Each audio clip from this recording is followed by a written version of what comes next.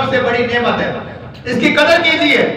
صحابہ اکرام ایک روایت نقل کرتے ہیں، غزوہ تبوک کا موقع ہے، آپ علیہ الصلوۃ والسلام غزوہ تبوک کے لیے روانہ ہے، ایک مقام جرانہ آتا ہے، وہاں پہ صحابی روایت نقل کرتے ہیں کہ ایک عورت آئی، آپ علیہ الصلوۃ والسلام نے اپنی کملی والی چادر کو اپنے کندھے سے اتارا اور زمین کے اوپر بچھا دیا اور آنے والی عورت کو اس چادر کے اوپر بٹھایا۔ صحابہ نے پوچھا یا رسول اللہ صلی اللہ علیہ وسلم آپ نے اس عورت کو اتنا بڑا مقام کیوں دیا؟ تو آپ نے فرمایا میرے صحابہ میری وہ ماں ہے کہ جس نے مجھے رضاع کی چھوٹی عمر کے اندر دودھ پلایا، میری دیکھ بھال کی۔ تو میرے دوستو اگر رضائی ماں کے ساتھ آپ علیہ الصلوۃ والسلام نے اتنا زیادہ حسن سلوک کیا ہے، اگر آپ کی حقیقی والدہ زندہ ہوتی تو آپ علیہ الصلوۃ والسلام نے فرمایا عشاء کی نماز پڑھائی، پڑھانے کے بعد آپ علیہ الصلوۃ والسلام نے رونا شروع کر دیا۔ صحابہ نے کہا یا رسول اللہ صلی اللہ علیہ وسلم کیا وجہ ہے؟ کہا اے میرے صحابہ آج میری ماں آمنہ کی مجھے کیا آئی ہے؟ یاد آئی ہے، آج میری ماں آمنہ کی مجھے یاد آئی ہے۔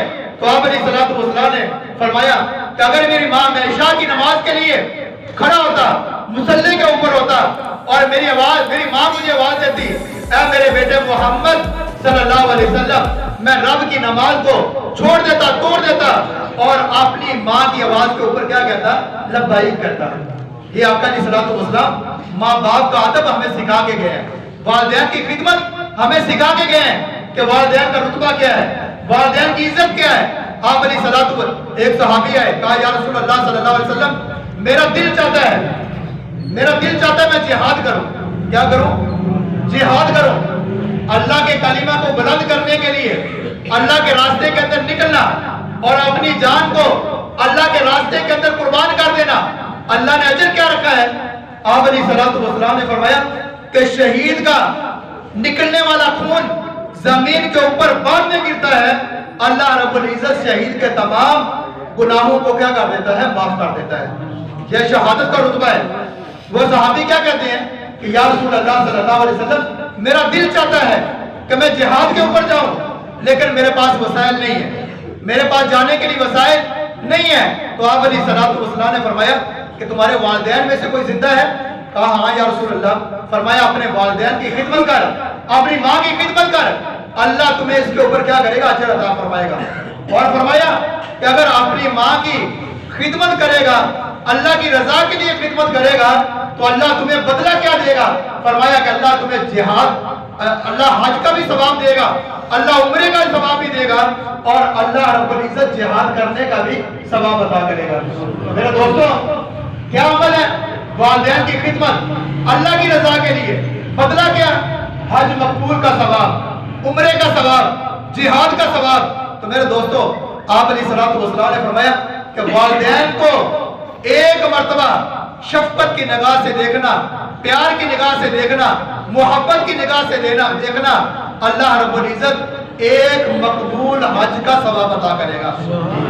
یہ ہمیں اتنے پیسے لگا کر حج کرنے کے لیے جائیں، ہو سکتا ہے حج قبول ہو یا نہ قبول ہو، اگر دل کے اندر ریاکاری آ گئی کہ محلے والے رشتہ دار مجھے حاجی کہیں تو اللہ کی قسم آپ پڑھے لکھے لوگ ہیں، جہل تو نہیں ہے، آپ جانتے ہیں دل کے اندر رائی کے دانے کے برابر بھی تکبر آ گیا، ریاکاری آ گئی، اللہ سارا کیا ہوا نیک عمل کیا کر دے گا؟ ضائع کر دے گا۔ لیکن والدین ہیں گھر کے اندر، والدین ہیں، اگر آپ پیار کے ساتھ، شفقت کے ساتھ، محبت کے ساتھ ایک دفعہ اپنی والدہ کی، اپنے والد کی زیارت کرتے ہیں گھر کے اندر رہتے ہوئے، اللہ مقبول حج کا کیا کرے گا؟ ثواب عطا کرے گا۔ آپ علیہ الصلوۃ والسلام معراج کے اوپر گئے تو آپ نے دیکھا جنت کے اندر ایک صحابی کی قرآن پڑھنے کی آواز سنائی دے رہی ہے۔ یہاں تو آواز سنانے کے لیے ساؤنڈ کی ضرورت ہوتی ہے، ساؤنڈ کی ہوتی ہے، اسپیکر کی ضرورت ہوتی ہے۔ آپ علیہ الصلوۃ والسلام نے دیکھا کہ جنت کے ہر کونے کے اندر میرے صحابی کی آواز ہے، جہاں جہاں قرآن پڑھنے کی آواز آ رہی ہے۔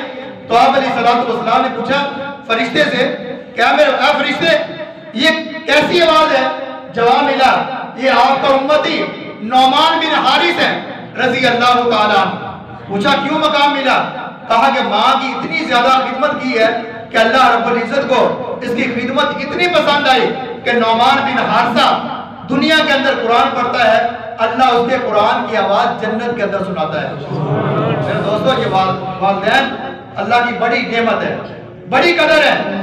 لیکن ایک بات والدین کو بھی سوچنی چاہیے کہ والدین جب بڑے ہو جائیں، اولاد برابر ہو جائے، تو والدین کو بھی چاہیے کہ اولاد کے ساتھ انصاف کرے۔ اولاد کے ساتھ کیا کرے؟ انصاف کرے۔ اگر والدین کو اتنا رتبہ اللہ نے دیا ہے تو والدین کو بھی چاہیے کہ میں اپنی اولاد کے درمیان، بیٹوں کے درمیان، بیٹیوں کے درمیان انصاف والا معاملہ کرو۔ کسی کا حق دبانے کی ضرورت کوشش نہ کرو۔ ایک بیٹے کو سارا دے دیا، ایک کو محروم کر دیا، تو یہ بھی کیا ہے؟ ظلم و زیادتی ہے۔ آپ علیہ الصلوۃ والسلام نے تو یہاں تک فرمایا کہ اگر والدین کافر ہیں پھر بھی ان کے ساتھ کیا کیا جائے؟ حسن سلوک کیا جائے۔ جب بیٹوں کو اتنا حکم ہے تو والدین کو بھی چاہیے کہ دنیا کے اندر رہتے ہوئے عدل و انصاف سے کیا کرنا چاہیے؟ کام کرنا چاہیے۔